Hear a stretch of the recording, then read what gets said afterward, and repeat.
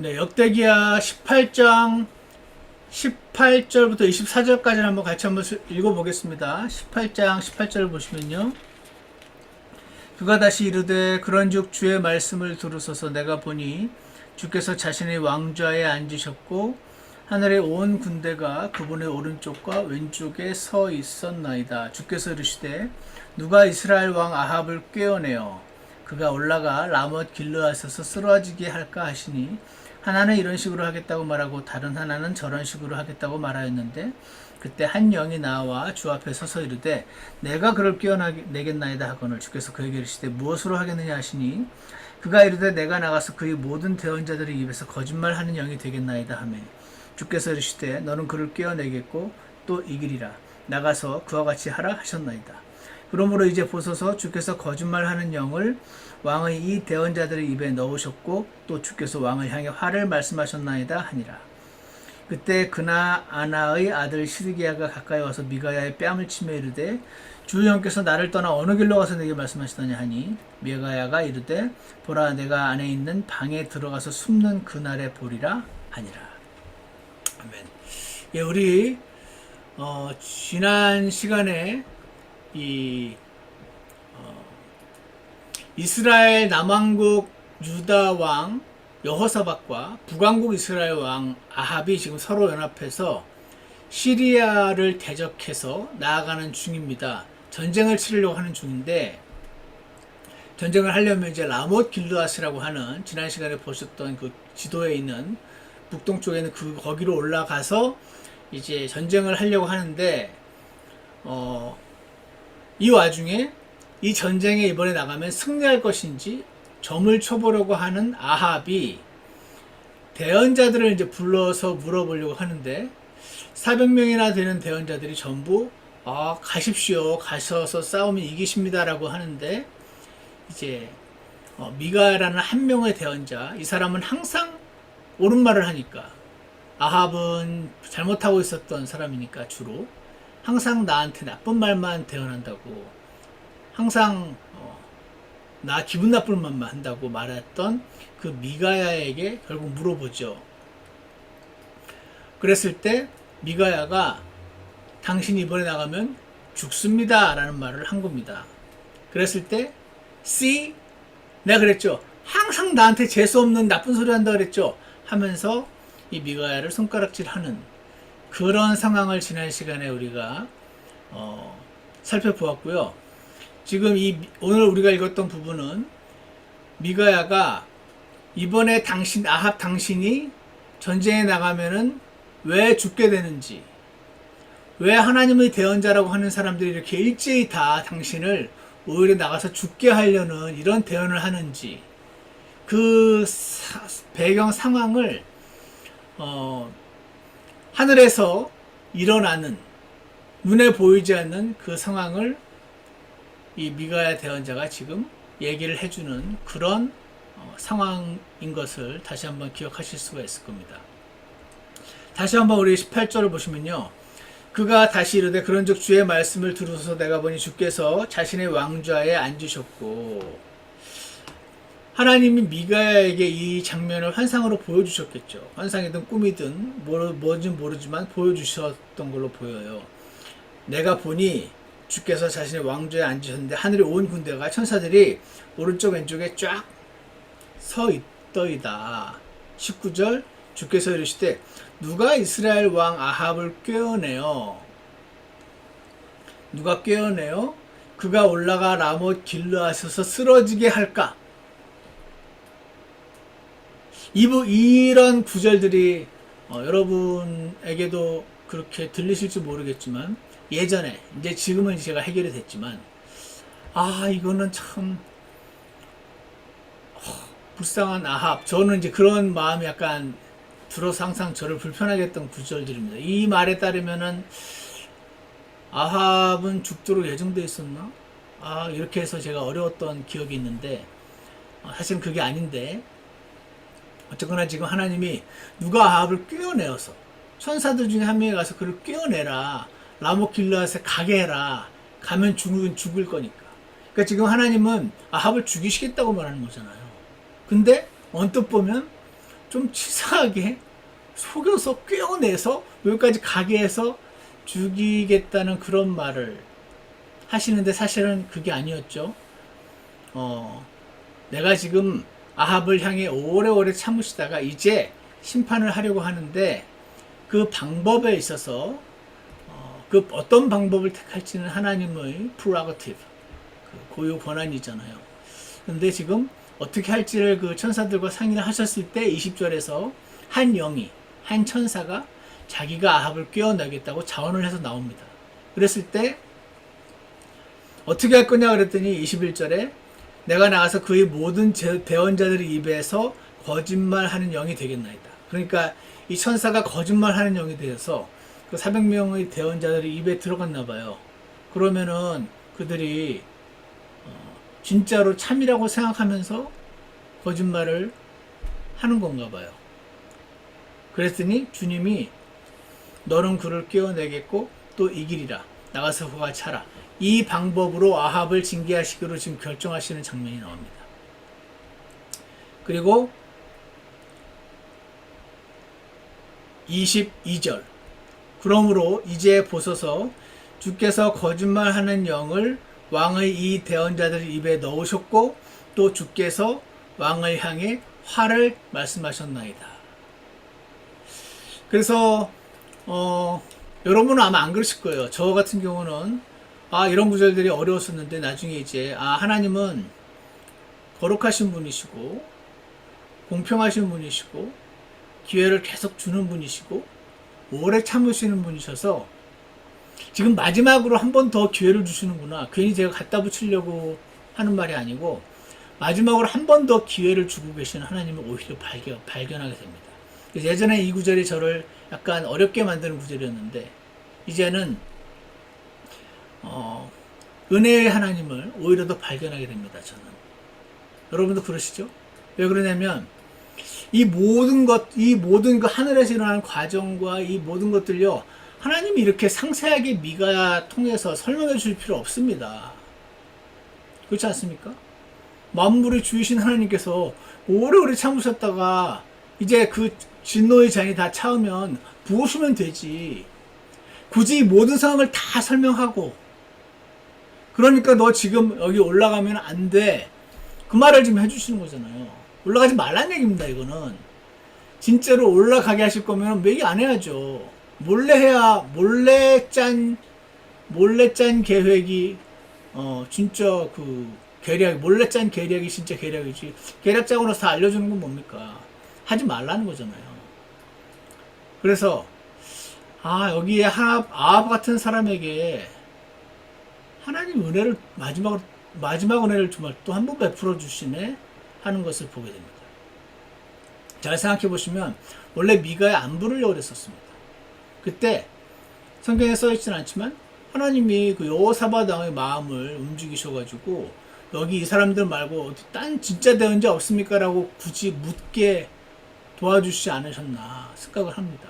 그러니까 이제 미가를 결국 불러오고 쓰게 하면서 늘 나한테 잘못 말한다고 나 항상 나쁜 말만 한다고 했더니 어리석은 아합 왕에게 지금 미가야가 하늘에서 일어난 일들을 다 설명해 주고 하면서 그의 미래를 지금 알려주잖아요. 지금 가면 죽는다 가지 마라 그거 아닙니까? 돌이키라고 지금 경고를 주고 계신 거 아닙니까? 그래서 이 아합을 진짜 넘어뜨릴 계획이셨으면 사실 이렇게 계획 짤 필요도 없습니다. 한순간에 그냥 헤로드 왕이 헤로드셨죠? 막 연설하다가 순식간에 죽을 수도 있는 거거든요. 뭐 이렇게 복잡한 계획 굳이 짤 필요도 없고 알려줄 필요도 없습니다.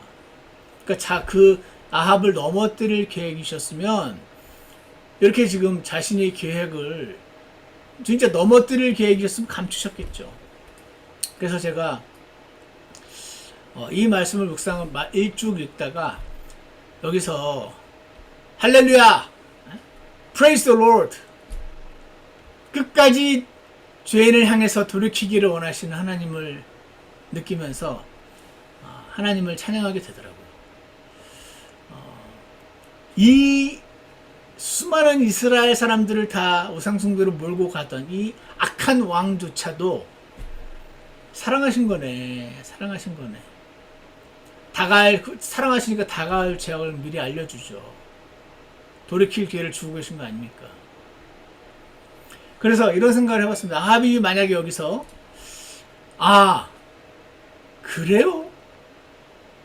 하나님이 지금 내가 그냥 가면 죽을 건데 가지 말라고 지금 이런 경고를 주시는 건가요?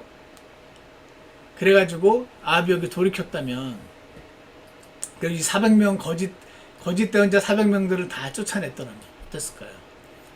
미가야를 미워해가지고 늘 입바른 소리 한다고 늘 재수없는 소리 한다고 싫어했던 미가야를 가까이 두었더라면 어땠을까요? 이 기회에 지금 우상숭배에 쩔어있던 이 아합이 우상들을 막 다 부수었더라면 어땠을까요? 한번 전쟁하기로 했지만 여기서 이제 안 나간다 하면은 뭐 그런 거 있죠. 뭐죠? 하기로 했으면 쭉 가야지. 여기서 중단하면 왜 가오가 있지 뭐 그런 거 근무를 하시는데 약간 뭐죠? 말에 위신이 서지 않는 약간 그 창피할 수도 있잖아요. 하기로 했으면 쭉 가야지. 하기로 했다 안 하고 막 이러면은. 그럼에도 불구하고 이 시리아와의 전쟁 계획을 취소하고 아합이 돌이켰더라면 그는 하나님이 주시는 마지막 기회를 잡는 거죠. 그래서 이렇게 회개했더라면 어땠을까 그런 생각을 좀 해봤습니다. 근데 그는 이 결정을 내리지 않고 그에게는 프리덤이 있습니다. 초이스할 수 있는 능력이 있어요. 이 결정을 추스하지 않고 마지막 기회의 밥그릇을 스스로 발로 빵 차버리는 말을 하게 되는데 25절을 보세요. 그때 이스라엘의 왕이 말하되 아합이 말합니다. 너희는 미가야를 붙잡아. 저놈을 붙잡아라. 저놈을 쳐넣어라. 도시의 감독자 아몬과 왕의 아들 요아스에게로 다시 끌고 가라. 저놈을 끌고 가서 감옥에 가두고 고난의 빵과 고난의 물로 먹이라 라는 결정을 내립니다. 이 순간에 돌이킬 수 있었는데 끝내 본인이 선택을 합니다. 지금 가면 죽는다고 알려주고 있는데 마지막 경고를 끝내 저버리고 자신을 향한 저주의 길을 스스로 선택해서 걸어가는 아합은 아무도 말릴 수가 없습니다.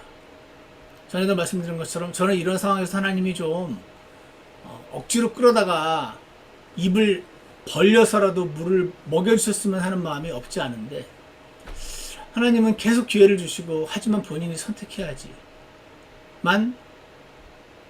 하나님의 구원이 임하도록 원칙을 정하신 것 같아요. 그래서 전에도 한번 말씀드렸지만 창세기 15장 16절에 이런 말씀이 있죠. 그들은 4세대 만에 여기로 다시 오리니 가나안 땅으로 이집트로 갔다가 왜냐하면 이는 여기 살고 있는 아모리 족속의 불법이 아직 충만하지 아니하기 때문이라. 많은 사람들이 여호수아를 보내가지고 여호수아가 이스라엘을 끌고 와가지고 가나안 백성들을 막 죽이는 그런 장면들을 통해서 굉장히 그 하나님에게 오펜드 되는 사람들이 많이 있다고 합니다. 주로 자유주의자들이 많이 그런다고 하던데 하나님은 그들이 모르는 것은 자유주의자들은 사랑의 하나님만 원하는 것 같아요. 하나님이 거룩한 하나님, 심판의 하나님이시면 싫어합니다. 그럼에도 불구하고 그러니까 그들의 눈에는 하나님이 굉장히 이스라엘만 편애하는 하나님으로 여긴다고 합니다. 그러니까 자기 자식들 딱 내주려고 불쌍한 가나안 족속들을 다 죽이네? 이렇게 생각을 한다고 하더라고요. 근데 하나님은 이 아모리 족속의 불법이 아직 충만하지 않아서 못 데려온다. 그러니까 이걸 알 수 있죠. 하나님은 모든 사람을 향해서 모든 민족들을 향해서 이렇게 계속 경고를 주시고 우리 같은 경우 말씀으로 경고를 주시기도 하고 영으로 경고를 주시기도 하고 성령님을 통해서 수많은 어떤 환경을 통해서 경고를 주시기도 하고 이 경고를 통해서 계속 기회를 주시지만 끝내 자신의 저주의 길을 선택하여 걸어가는 자들에게 억지로 막지는 않으시는 그런 하나님을 여기서 또 발견을 하죠. 그래서 제가 저렇게 천인공노할 잘못을 많이 저지르는 아합 같은 지도자도 하나님이 끝까지 기다려주시고 끝까지 기회를 주시는구나. 인내의 하나님은 모든 사람들을 향해 오래 참아주시는구나. 그들이 불법에 충만해질 때까지. 불법에 충만할 때까지 조금만 차라. 내가 때리고 싶어 죽겠는데 조금만 가득 차라. 이렇게 하시면서 기다리는 게 아니고 계속해서 기회를 주시면서 돌이키기를 원하시면서, 그러나 불법이 가득 차게 되면 그들을 징계하시는, 진노를 쏟아내시는 거룩하신 하나님이심을 여기서 다시 보여주십니다. 자, 그래서요, 한 가지 제가 한번 함께 나누고 싶었던 이야기가, 아까 그 하나님이 누가 아합을 꿰어낼까? 라는 말을 보면은, 아합을 향한 하나님의 징계는 예정된 건가? 정해진 건가? 이런 생각을 하는데 아닙니다. 어떻게 아닌가? 왜냐면 아합이 거기서 돌이켰더라면요, 하나님의 징계가, 예정된 징계가 캔슬됩니다. 언제나 죄인이 경고를 받고 돌이키면 예정되었던 예정되었던 심판을 캔슬하시고 연기하시는 것이 하나님의 성품이십니다. 어떻게 하느냐? 요나서, 제가 읽어드릴게요. 요나서 3장 4절에 이런 말이 있어요. 요나한테 니느웨에 가서, 아시리아 민족에게 가서 복음을, 하나님의 진노의 경고를 주시는 장면이 나오거든요. 여러분, 요나가 도망갔잖아요. 왜 도망갔냐면, 혹시 경고했다가 돌이킬까봐 도망간 겁니다. 그거 아십니까? 너희 이제 망한다, 죽는다, 이 말했다가 진짜로 돌이키면 하나님이 이 아시리아 같은 극악무도한 자들도 용서해 주시는 걸 아니까 혹시 돌이킬까봐 도망간 거예요. 전 이 요나의 심정이 너무 이해가 갑니다.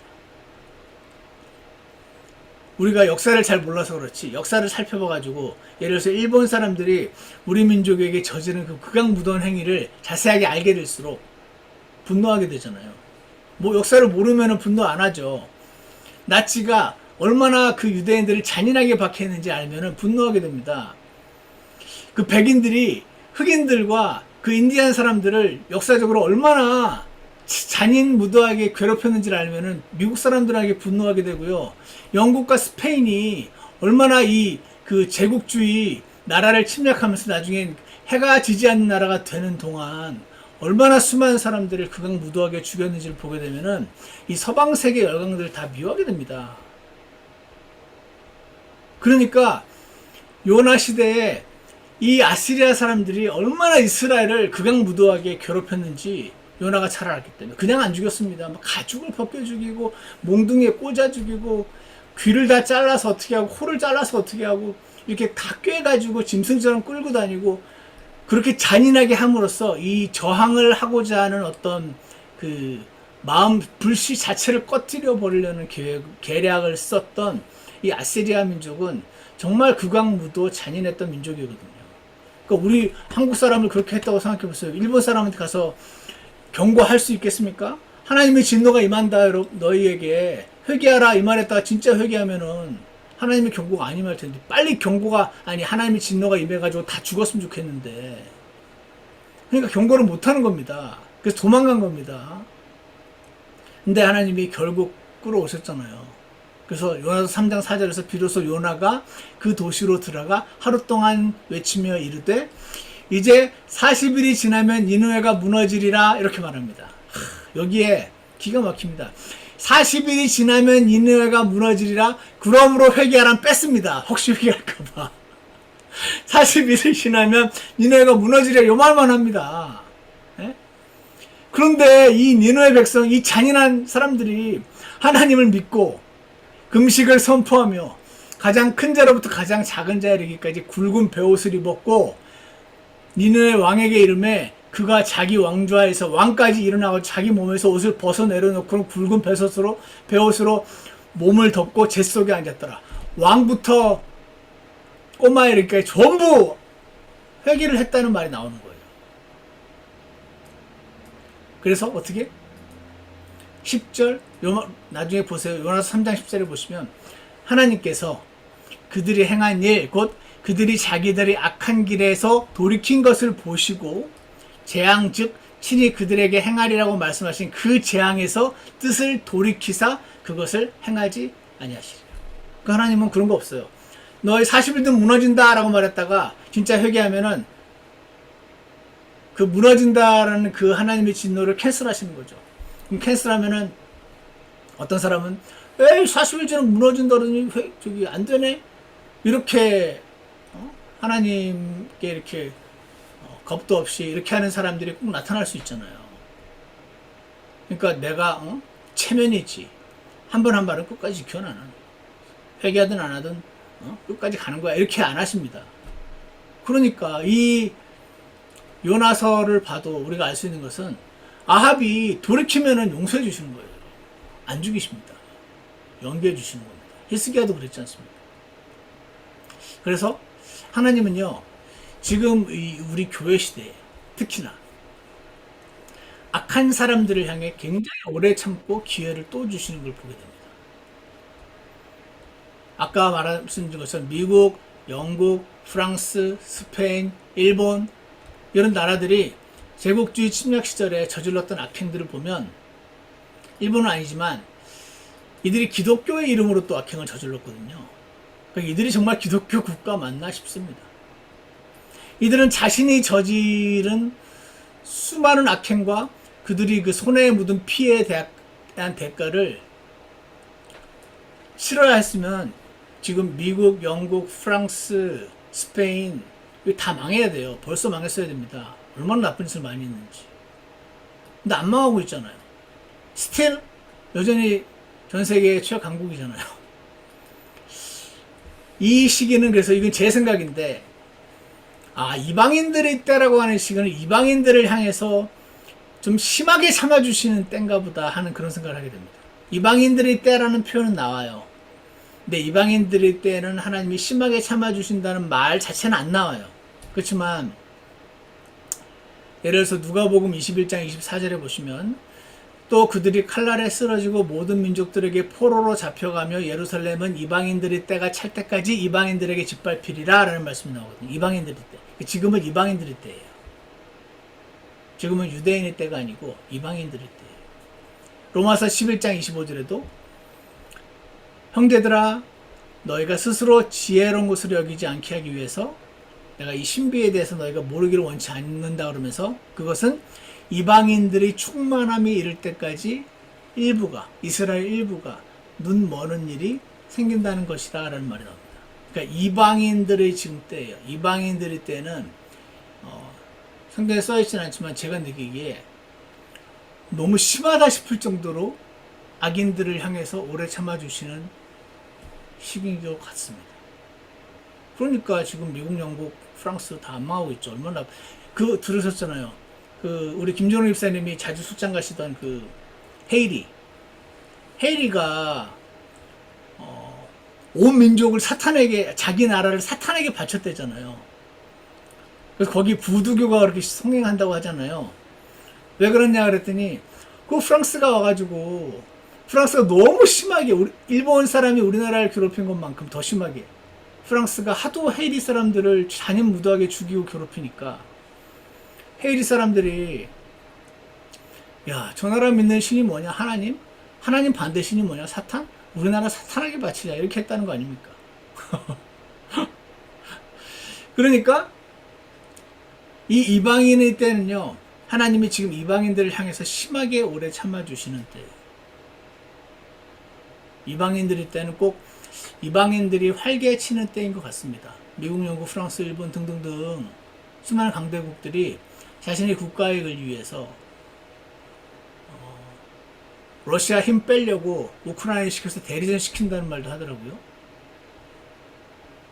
그러니까 이 이방인들이 때는 이방인들이 활기치는 때고, 죄인들이 활기쳐도 마지막 순간까지 계속해서 기다려주시며 돌이키기를 기다리는 그런 때인 걸 보게 됩니다. 제가 여기까지 이제 생각을 하다가 하나님이 갑자기 제게 이런 말씀을,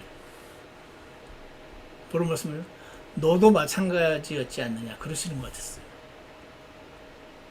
내가 좀 너무 심하게 오래 참아주시는 거 아닙니까? 빨리 하나님의 진노가 좀 임하면 안 됩니까? 이런 생각이 좀 들었다가, 너도 마찬가지였지 않느냐, 너도 장난 아니게 사악했지 않느냐, 그런 사악한 날을 내가 오래 참으면서 기다려서 너가 지금 구원받고 지금 이렇게까지 오지 않았느냐, 이렇게 말씀하시는 걸로 그날 말씀을 해주세요. 너도 그렇게 많은 죄를 밥 먹듯이 지었지 않았느냐, 너가 그렇게 양심의 소리에 귀를 닫고, 응? 그런 법은 도대체 누가 만든 거냐면서 얼마나 네가 많이 어겼느냐, 저한테 그러시는 말씀을. 네가 얼마나 부모님 가슴 못 박았느냐, 네가 얼마나 악했느냐, 구원 받고 나서는 뭐 크게 변했냐, 구원 받고 나서도 마찬가지 아니었느냐, 그래도 내가 너 살려두지 않았었느냐, 그러시는 것 같더라고. 너를 못마땅해 했을 사람이 얼마나 많았었느냐, 그랬던 네가 지금 누구를 못마땅해 하느냐. 너는 누군가 못마땅한 사람이 있을 때마다, 이 상황이 아주 못마땅할 때마다 너를 향해 오래 베풀어준 나의 은혜, 하나님의 은혜를 기억하고 다만 감사해야 되지 않느냐. 아멘. 제가 했습니다. 할렐루야 했습니다. 왜 이렇게 죄인을 향한 진도가 빨리 임하지 않고, 착한 사람이 이렇게 고통받고, 착한 사람이 고통받고 죄인이 잘 나가니까 많은 사람들 하나님 안 믿지 않습니까? 하나님 계시다면 이럴 수가 있냐 하면서, 그랬던 제가 그 너무 오래 참아주신 하나님의 혜택을 네가 누렸으면서 무슨 소리 하는 거냐 그러시는 말씀이 생각이 들었습니다. 그래서 제가 이 말씀의 제목을 지금 상황이 영 못마땅할 때라고 붙였었잖아요.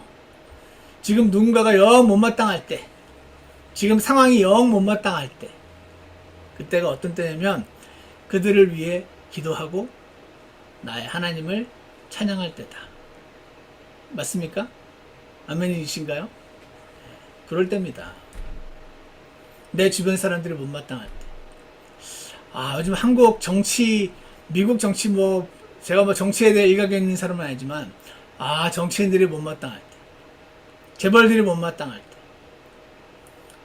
제약회사들이 그렇게 나쁜 사람들이 많은가 봐요. 우리나라에는 그 김앤장이라고 있는데, 변호사 법률사무소, 거기서 나쁜 사람들 법률 대리인 다 해주잖아요. 나쁜 사람들이 돈이 많으니까 김앤장 써가지고 다 이긴대요. 흑인들 괴롭힌 백인들이 못마땅할 때, 러시아가, 우크라이나가, 미국이, 중국이, 일본이 못마땅할 때, 사람이 신문 보면 좀 못마땅해진 경향이 생기거든요. 그때 기억하십시오. 못마땅할 때 그들을 위해 기도할 때고 나의 하나님을 찬양할 때다 라고 하나님의 음성을 듣게 되기를 원합니다. 나를 향해 오래 참아주셨던 하나님을, 아합을 향해서 끝까지 기회를 주시고 오래 참으시는 하나님을 기억하고 감사하고, 내가 못마땅한 그들을 위해서 기도해야 될 때다 하는 것을 기억하기를 원합니다. 기도하겠습니다. 선하신 하나님 아버지, 오늘 아합을 대하신 하나님을 볼 때, 그리고 가나안 사람들을 이스라엘을 통해서 전멸시키셨던 하나님을 보면서 지금도 많은 사람들이 오해를 합니다. 언뜻 보면 아합을 향해서 하나님이 사람 한 명 상대로 계략을 쓰시는 것 같이 보여서 오해하게 되면 마음이 불편해질 때도 있었음을 주님 앞에 고백합니다. 그런 오해의 소지가 있음에도 불구하고 하나님께서 성경 주셔서 이렇게 모든 상황을 다 알려주시고 미리 말해주신 것은 그들이 돌이키기를 원하셨던 하나님의 사랑임을 다시 한번 저희가 기억할 수 있도록 축복하여 주시옵소서. 그를 향했던 그 사랑이 바로 저에게도 쏟아져서 제가 애전하게 죽을 수도 있었는데 주님의 은혜를 받아서 구원을 받고 지금 이렇게 이 자리까지 와 있음을 지금 다시 한번 기억할 수 있게 도와주셔서 상황이 못마땅한 어떤 사람이 못마땅할 때 나를 향해서 오래 참아주신 하나님을 기억하고 감사할 때라는 사실을 기억하게 도와주시옵소서. 그리고 그들을 향해 기도해야 할 때임을 기억하게 하셔서 우리가 기도해야 되고 찬양해야 될 때 오히려 다른 사람들을 못마땅해 하는 죄를 짓게 되지 않도록 주께서 우리 모두를 축복해 주시기를 간절히 원합니다. 감사를 드리며 예수님 이름으로 기도드렸습니다. 예, 우리 다 같이 찬송가 267장 한 장 같이 부르시겠습니다. 267장입니다.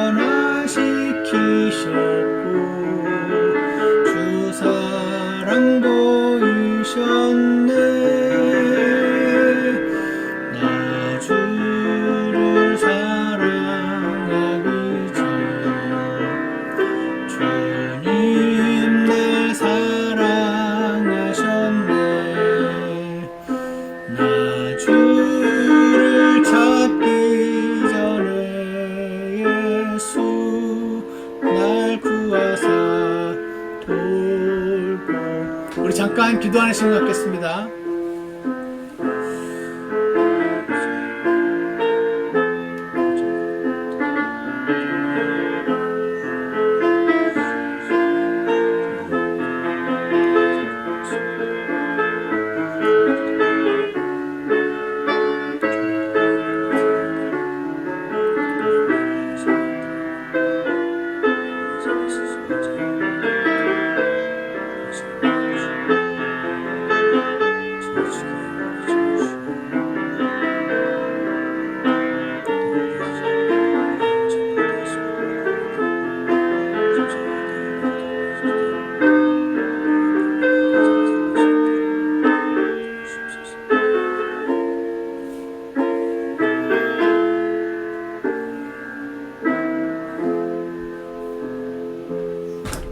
우리 3절 같이 하겠습니다. 대신 주 말씀 따르는 나 고난과 시련 중에 예수님 내 구주 나의 주님 내 좋은 것들이네 나 주를 사랑하기 전 주님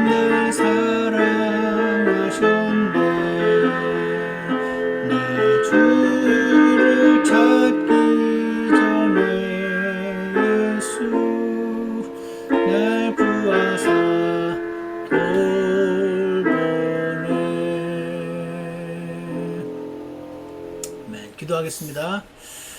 선하신 하나님 아버지, 어둠의 길 잃고 헤매던 저희들을 주님께서 먼저 사랑하셔서 먼저 다가와 주셨고, 그 사랑을 거부하다가 언젠가 받아들였던 그때가 있었음을 이 시간 다시 한번 기억합니다. 주님, 저희를 향한 그 오래 참으심이 없었다면 저희가 이렇게 하나님의 자녀가 될 수 없었음을 이 시간 다시 한번 기억하기 원하고, 그리고 저를 향해서 그렇게 오래 참아주셨던 하나님을 감사드리고 찬양할 수밖에 없음을 이 시간 고백합니다. 저희 주변에 아직 구원을 받지 못하고 하나님을 모르는 분들이 많이 계십니다. 주님, 그분들에게 오래 참아주고 계시지만 친히 직접 찾아가 주셔서 하나님을 알게 해주시고, 기회와 여건이 된다면 저희들을 직접 사용해 주셔서 그들에게 예수님을 증거할 수 있는 저희가 되도록 저희를 선하게 인도해 주시기를 간절합니다. 악한 자들을 향해서 그토록 오래 참아주신 하나님께서 바로 나를 향해서 그렇게 오래 참으셨음을 매번 그때마다 기억하게 도와주시고, 상황이 못마땅한 어떤 사람이 못마땅할 때 바로 하나님께 감사해야 될 때이고 그들 위해서 기도해야 될 때임을 잊지 않도록 저희 모두를 선하게 인도하여 주시옵소서. 감사를 드리며 예수님 이름으로 부탁드렸습니다. 아멘. 감사합니다.